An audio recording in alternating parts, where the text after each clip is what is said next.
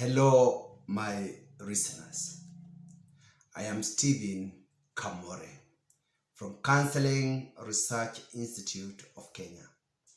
I want to share with you some professional insights on runaway behavior and child discipline. Let us reflect together. Imagine yourself going to check your child in his bedroom in the middle of the night just to discover he is not in the house, or staying awake waiting for your child to come back home but in vain. How would you react as a parent? I'm sure your heart would start pounding and fly into panic mode. You would start calling friends, relatives, and even police. Is it not a nightmare and a heartbreaking experience?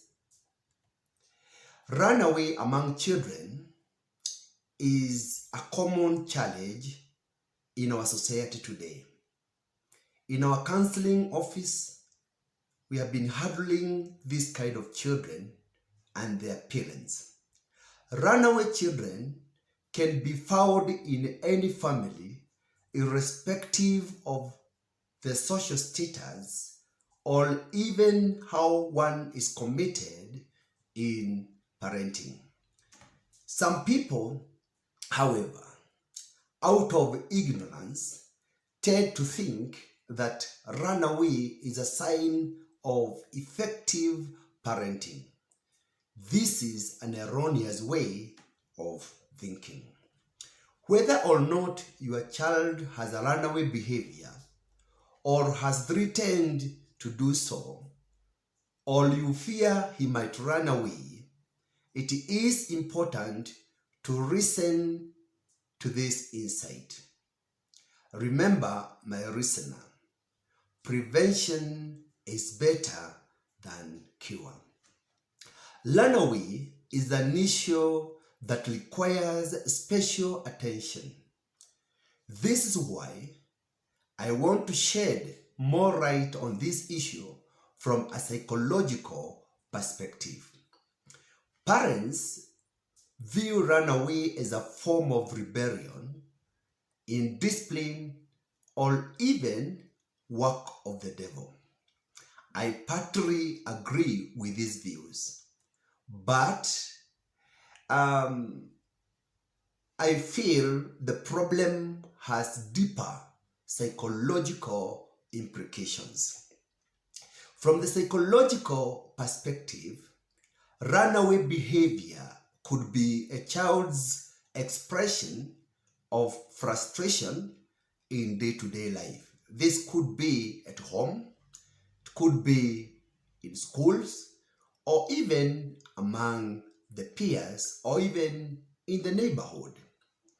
In my perspective, runaway is a symptom of a deeply troubled child that requires deep counseling to gain insight of the pressure behind the runaway behavior.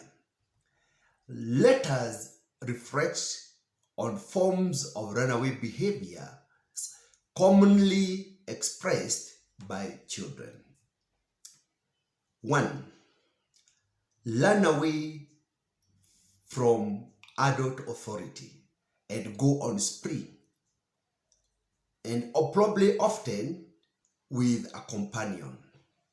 This form of runaway can happen when a child has money and end after all the money is spent. The child may telephone home, confess to the parents, and ask for reconciliation. A good example of this form of runaway is the biblical prodigal son. You can read in Luke chapter 15 11 to 19. This form of runaway could be a sign of immaturity on the side of the child. The second form is runaway as a form of communication. This form of runaway can be a child's temporal way of communicating to parents and other people in authority about his frustrations and serious distress.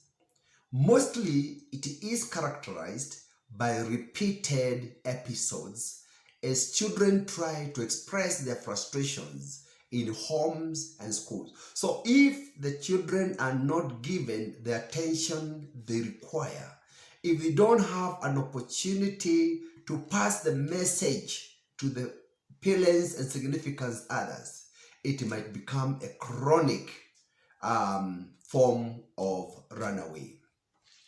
Now, breakdown of communication between children and their parents, teachers, and significant others denies children an opportunity to express their thoughts and feelings, resorting to frustrations and distress.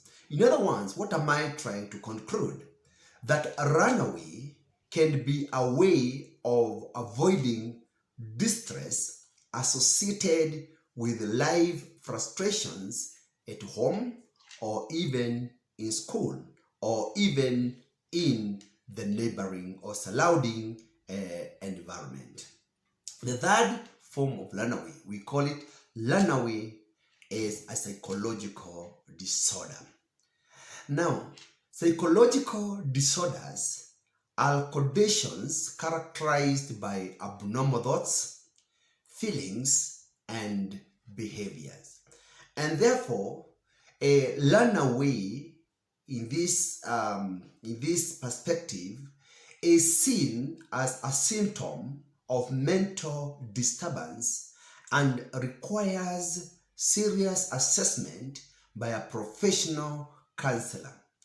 Counseling can help the child to experience, express, and manage their painful feelings, stresses, and frustrations. It is important for parents to know the difference between episodic and chronic runaway behaviors in children. Episodic runaway is not consistent because it only occurs when something happens or when a child wants to avoid consequences, humiliation, and embarrassment. For example, is a pregnant teenage girl who runs away from home for fear of parents' reaction, or a child who has committed a crime and is fearing the consequences. This is episode because once the issue is resolved, it may not occur again. That's why we are calling it episodic runaway. Then we have chronic runaway. Chronic runaway occurs when children want to gain power in the family. This is a form of power struggle, manipulation, or sometimes acting out. Children who chronically threaten to run away mostly do so due to lack of problem-solving skills and fear of accountability. So it could be they have some weaknesses, and that's why sometimes it's good to establish through assessment what could be triggering the runaway behavior.